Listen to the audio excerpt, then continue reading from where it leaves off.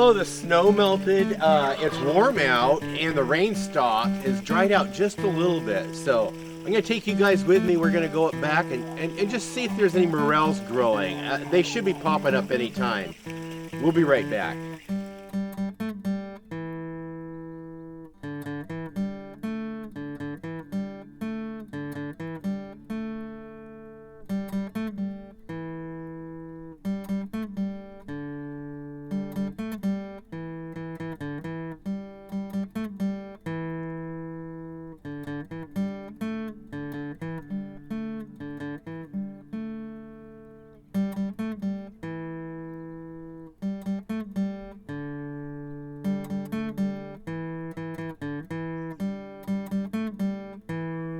Welcome back to Pine Meadows Hobby Farm. I'm your host, Jerry Hansen. I'm going to navigate my way through the mud here. We're heading up to the backyard. It's about 600 feet of walking through the pasture and the mud to get to the area where I begin looking for the mushrooms. I've been skunked from finding mushrooms over the last several years, so I have not been able to identify any other mushrooms that grow in the area. So here, let me unlock the gate.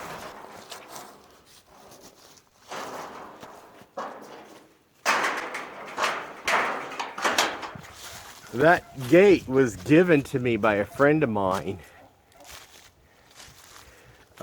Same gal that I went and got some extra fencing, because I went and helped her with her fencing she had left over, so I was able to finally finish off the fencing around the perimeter of my property.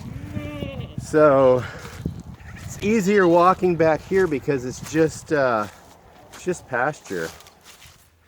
I got an audience. They're coming with me. Of course, they usually follow me. The 4 babies are sold. The gal is supposed to come over and pick them up anytime, and then I'm going to breed those does and get some more babies coming. I'm not so interested in milking them right now. We'll do that at a later time. But man, just surveilling, I got a lot of work to do back here on my fence line.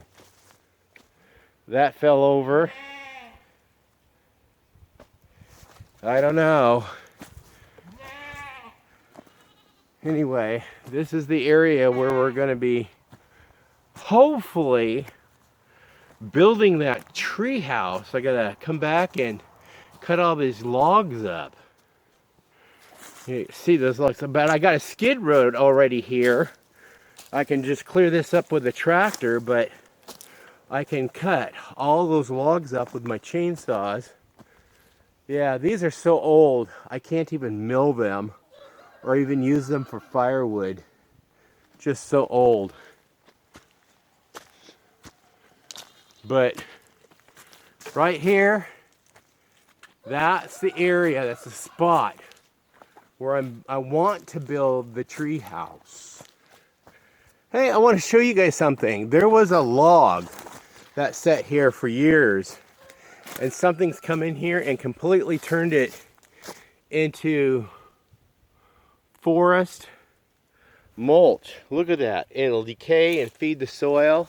Yeah, everything returns to the earth. I find it interesting that we only have so many inches of soil.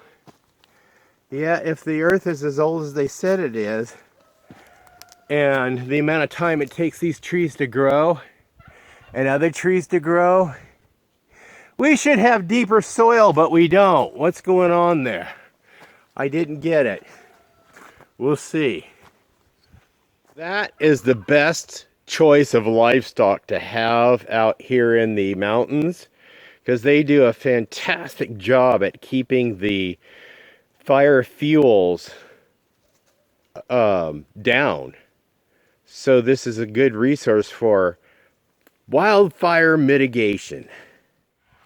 Well, here's some resources for my honeybees, pollen and nectar. So I'll go ahead and think about switching out and adding honey supers.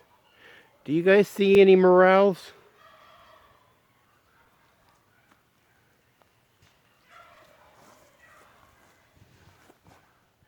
Yep, just looking for them. But I like being out here. I really do. I am so happy to not be in the house right now. I've been working on the computer a couple of days, and plus working in a previous episode I told you what my work is. I also have been I went to the thrift shop today and I got this picture. This is a limited edition print, so we're going to go ahead. It's big. My wife loves cats, so we're going to go ahead and hang it in the boudoir. Yep. Right now it's sitting below the Renoir. Yep. So look at all these leaves. And a lot of it's bark, but that bark is from these trees right here, and they have like an ever-bearing leaf. These are called the madrone, Pacific madrone, or the bearberry tree, or in some cultures they call it the strawberry tree. And that bark can be steeped in hot water as a tea. It's delicious.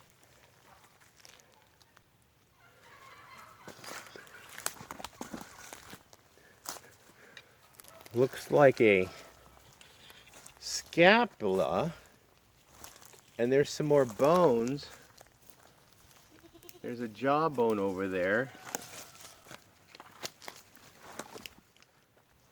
Some member of the community last year put a want ad out on our community Facebook page, and she was wanting skulls. So I told her I have found several skulls, so I came up here and collected all the skulls and put them down my gate and let her know where they were so she can come get them. She had a craft project, some kind of an art project she wanted to do with deer skull. So I accommodated her. Yeah, she got them. I had like 5 or 6 of them up here in my mountain. More flowers. A lot of these big sugar pine cones. These are huge, these big pine cones. Here's a small one. They sell them for like 3 for about $7 down at Hobby Lobby. So there's another income for me. Come up here and collect my sugar pine cones and market them. I think I'm going to get skunked again today. I don't know, we'll see. I don't see any mushrooms. There should be spores out here. I may have to go buy some spores and inoculate my forest floor, or the goats are getting to them before I get to them. Now that's possible. Yeah, because there they are. They're just following me around the mountain.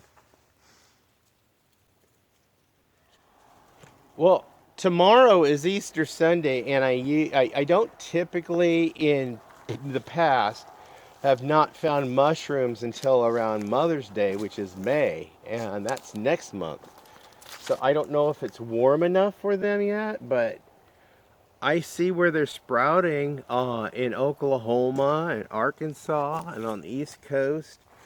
Obviously, we have different weather out here in the West because we're in the mountains, and we're getting the brunt of all these storms that are coming in.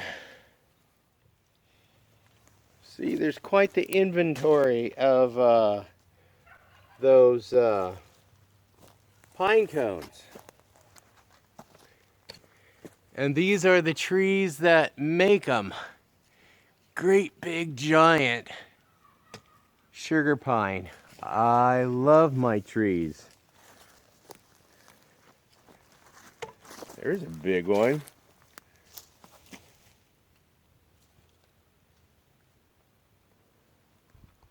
Have you guys spotted any mushrooms yet? I haven't.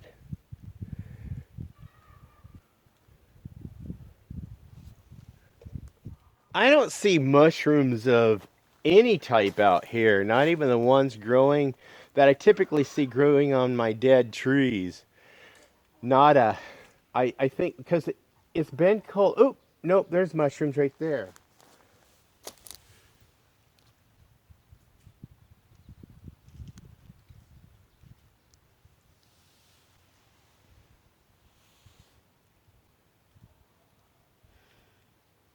But that's not the kind I'm looking for.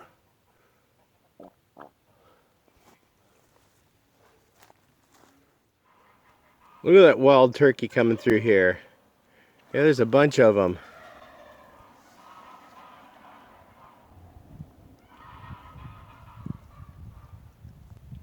Not a care in the world.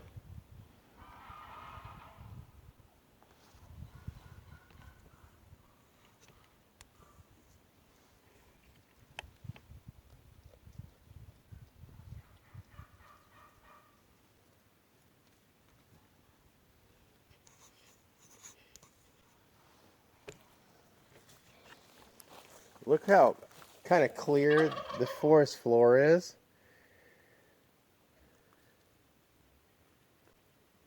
Yeah, there's another tom up there. Well, I got plenty of stuff to forage on back here. We're not going to go hungry.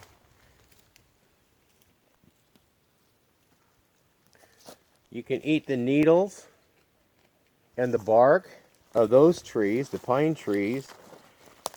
The bark is called famine food. And of course, this tree, the madrone, the leaves are medicinal. Then you've got medicine, which is Eusenia, old man's beard.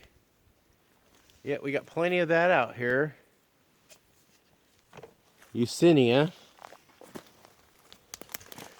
Harvest the pine cones when they fall and they're still closed. You set them next to a campfire or a source of heat, and the heat dries them out and they open up, and then they pop their nuts. So that's what they do. You can harvest the pine nuts that way. I think I see a deer skull. This is fresh. Because I collected all the skulls off my land a year or two ago. Let's go check this out. Tree got blown over by the wind.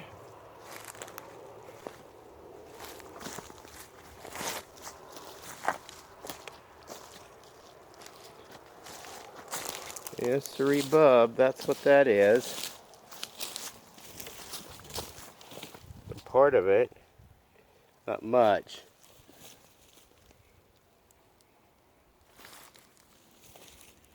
You know, all these little things, look at, they're starting to bud.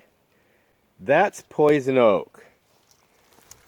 That's what you want to avoid when they're in full bloom. So I don't like coming out here when it's full bloom. It used to be I just look at poison oak and I get it from head to toe, but now I've lived with it for so many years. I think I've gotten an immunity to it. Plus, drawing my own bee honey, because if these things produce a pollen, I'm gonna take that up through my bee harvest and develop immunity that way. Or is it the honey? Yeah, something like that. But I got skunked today. No morels. It's too early. Still too early. And folks, several things I'm doing to help us prepare for uncertainty, because looks like we're on the threshold of a World War III, if not already in it. I don't think we're in it yet, but I think we're on the threshold of it. There's other things. I'm not worried about it. I really not. You live in the wilderness. I want to share something with you that I learned growing up. And this is wisdom of age. And there's others that may concur with me. Is I was in the U.S. military, and I lived in Korea for a year, and I talked to some Koreans that were pretty old, and they lived through the Korean conflict. My dad was stationed there. He was a conscientious objector because of his religion. My dad was Seventh-day Adventist. My mother was raised Catholic. And I grew up with a Seventh-day Adventist father and a Catholic mother, and then the grandparents, and then I ended up having a busy weekend. But with truth be told, our parents decided that when they got married, they would not impose their theology on us, any of their kids. They let us make our own way and make our own decisions in the world. And I allowed my kids to do the same thing. I passed that on to my kids. I just introduced them to the different things so they can make an educated decision and a conscious decision to know that, yeah, this is what they're going to do. My parents did that, and I really appreciated them for that. I ended up making my own way, not Seventh-day Adventist and not Catholic, but Dad, being a conscientious objector, served in the U.S. Army in Korea, and because he couldn't carry a weapon, he ended up driving an ambulance. He would serve the MASH units. Yeah, even the 4077 MASH unit, which that popular TV series was based on. In fact, growing up as a kid when it came on, my dad was an ambulance driver in addition to being a banker and a police officer. And he would love to sit down and watch Adam 12, yep, and Emergency, and of course MASH. So that was our TV appetite we had growing up all the time. So when I was stationed in the military, I decided to go to Korea, and I interviewed an older Korean person who lived in the country during the Korean conflict, and I asked her about it. And she said when she was a girl and the Korean conflict was going on, where her family lived, had no idea that there was even a war. And there's a lot to be said about that. So I took notes. I was paying attention to what she was saying, and I took note, and I looked on a map on where she lived, and it wasn't in any direct line between North Korea and Seoul. What happens when typically the strategy of war, a country doesn't just come in and waste a bunch of bullets on everything. They usually clear a path to go to a major city, usually the capital. Once they get control of the capital and the cities, they typically get control of the country. But these people who live out in the wilderness or the farms in the rural communities, these armies are not going to waste their ammunition on little spots here and there. It's the major cities is where they're having, and they will be having, most of the problem, because that's going to be the targets, is the big cities. And I get that because they can have a bigger effect with less bombs and bullets. So unfortunately, that's the way of war.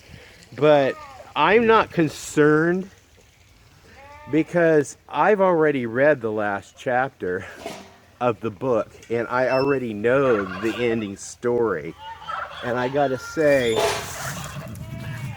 as for me and my house, we're on the winning side already. And it's a good thing to remember because tomorrow is Easter Sunday.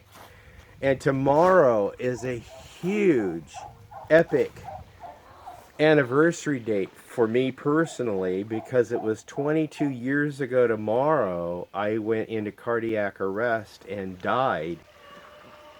And was in the emergency room hooked up to the equipment so they were able to resuscitate me. So I was clinically verified that all this happened. And yes, I had that out of body experience.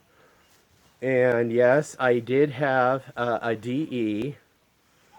It was a death experience. And then I'm going to go into detail and talk about the difference between an NDE and a DE. Because there's clear differences between the two. And I wanted to share with you guys in another show the difference between a DE and an NDE. But that's a whole nother show, and that will be for those who choose to tune in. But anyway, I'm back at the porch. I got skunked. Didn't get any mushrooms, but that's okay. I had a good walk and a good talk. And you guys know a little bit more about me too, and why I just don't worry about wars. And besides, what can you do anyway? It's just get the hell out of Dodge if it comes to a door near you. Yeah, that's all you can do is get out of the way. Or stand up and fight. You can do that. Just be prepared. And also with all the changing garbage going on, like I was leading to earlier, we're figuring it out. We're learning to live off the land like our ancestors did because they didn't import tomatoes from Mexico. They thrived on what grew right here for medicine, for food, for protein. I mean, we've got books that we're learning and we've been putting into practices. I've already did the cattail thing. Yeah, we ate cattails. We did the madrone bark. We're doing a lot of stuff. So the bottom line is we're not panicking. We're not wigging out. We're just exercising wisdom and prudence to be ready just in case. I mean, we're old. Now we're old. We can't do much about other things. It's just stay out of the way when it happens, and let the idiots be idiots, let the warriors be warriors, and do the best we can to survive. And to help us survive is just to know what to eat that grows naturally in the environment. That's the wise thing to do because there's a lot of people that just don't get it. They just don't get it. They assume that you can get anything in the grocery store at all times. Well, guess what? Yeah. Well, anyway, I digress. I got skunked on mushrooms. Couldn't find any native edibles today, so I'm just gonna check out for the afternoon. And you guys have a great day. I'm your host, Jerry Hansen. This is Pine Meadows Hobby Farm. We're a frugal homestead tucked high in the Cascade Ranges of the Pacific Northwest. We're tucked in a little valley kind of between Crater Lake National Park and the Redwood National Forests. Yeah. We're not in any area that's in danger of being a target, if you know what I mean. But we do have concerns, and yeah, don't get me wrong, we do have concerns, but I'm not wigging it up about it. No. And there's nothing you can do about when it starts happening. Yeah. I just saw another native edible. It's growing right there. Let me show you. That. It was introduced from overseas. It belongs to the mint family, and it's a herb, medicinal. Yeah, see, right up my doorstep. Food, medicine. I'm not freaking out. Be safe, always be kind. We'll see you guys in the next adventure. Bye-bye now.